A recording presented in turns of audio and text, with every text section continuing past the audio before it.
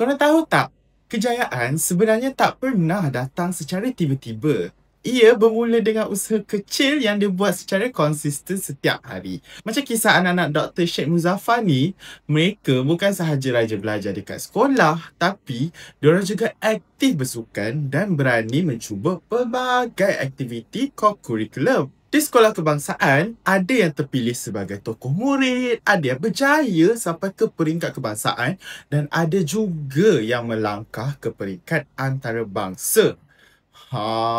Memang membanggakan. Di sekolah agama pula, mereka terus cemerlang dalam akademik dan mata pelajaran tertentu. Ini bukti yang belajar, dunia dan akhirat boleh berjaya seiring. Apa rahsia mereka? Ini datang daripada usaha mereka sendiri, disiplin dan sokongan ibu bapa. Walaupun ibu ayah mereka ni sibuk, tapi semangat dan galakan sentiasa ada.